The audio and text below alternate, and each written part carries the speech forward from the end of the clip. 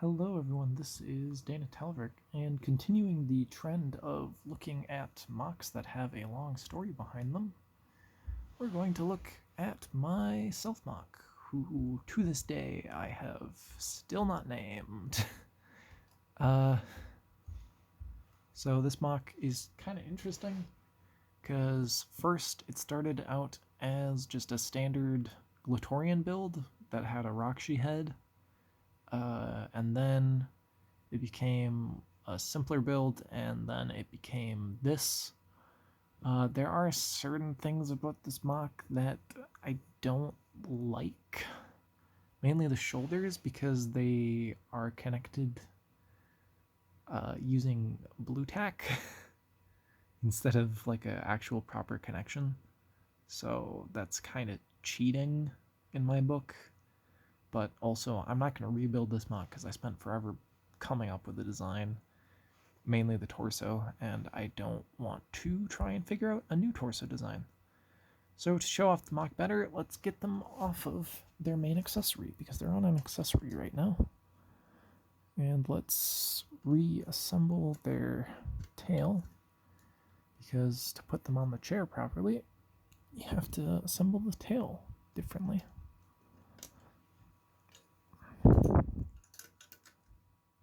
Bam! Now they got their tail back. We can stand them up.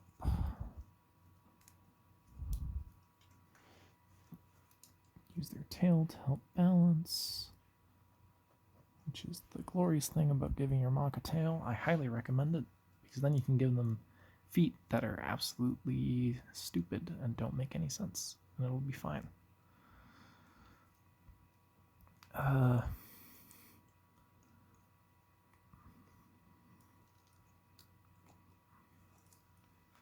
So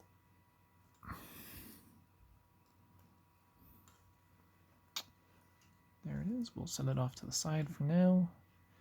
And first look at the chair, because the chair is also a character. This is it in its chair mode. And then you just lift up the tail, spin around the neck, and then go to the legs and unpeg them and spin the feet around. Do the same with the back legs, unpeg them, but you don't have to spin the feet around because they're in the right position.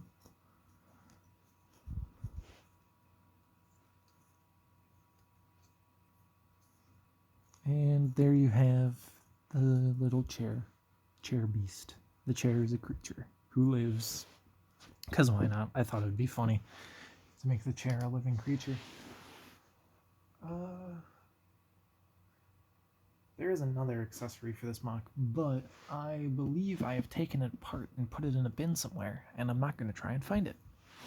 But there's a chair buddy.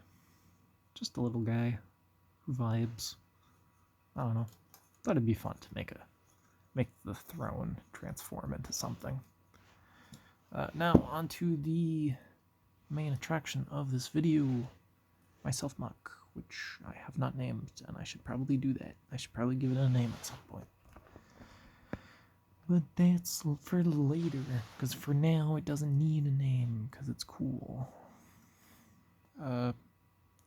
So the torso, yeah, that's one problem, is the arms. The arms are just like the worst part of the build, because they don't stay together well, and they clash with everything. But the torso is made primarily off of two Bionicle hip joints that are attached in opposing directions, then an Bionicle neck, then some parts to fill in space, and then 3 hand pieces that have 3 ball joints connecting them, and then a Nuva shoulder piece to make the front of the torso armor. Here you can see that the shoulder is made using a hand piece that's then connecting into all of this Technic bullshit. And then the arm is using a small part and then a smaller part and then a hand. And then the legs are using these double female connector parts and then an Unicle leg / arm piece. And then Galley's foot pieces. And then these parts here to fill in space. And then there's a little clip for their wrench, because I gave them a wrench because I wanted them to have cool little accessories. There was one thing I would change about this build in building it again. I'd probably switch these out for even smaller parts than these things, because it kind of gives them gorilla arms. The arms are just way too long. Granted, that can also be solved by just... But they're kind of necessary to have long, because you can't do the arm crossing pose with shorter arms. So I guess if I built this again, I would use these arms when it's sitting in the chair, and then I'd swap these parts out when it's not. But then that's a lot of work to just swap them every single time I do something. For accessories, all of them store on the backpack. You have Kina's spear, because I thought that'd be cool, and then the tail comes apart. Annoyingly, the red part doesn't go with the part that you're supposed to give it to. The tail comes apart, and it can be a whip piece, like that. It'd be a big old whip. Or I guess you could say it's like one of those dumb serrated swords that makes no logical sense. But that's not what it's supposed to be. It's supposed to be a whip. Granted, its main purpose is being a tail, because it's part of the character's identity, yo. Because the character has lore, and every single one of its versions, every single version of this Self-MOC over the years is actually canon to this MOC's backstory. It's actually, the different versions are supposed to be this character during different time periods. So like, the character starts out as generic Rakshi, because that was the cool thing back in the day. So the character was a Rakshi, and then it became not a Rakshi.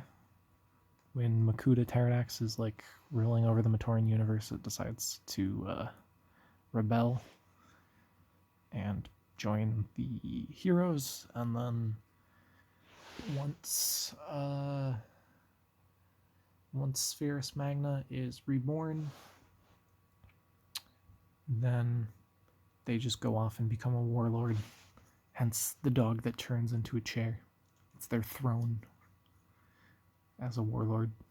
So that about does it for my Self-MOC. And next we will move to a random character that I have lore for, and they have a name, but it's not their actual name, and I still haven't come up with their actual name. So see ya in the next video.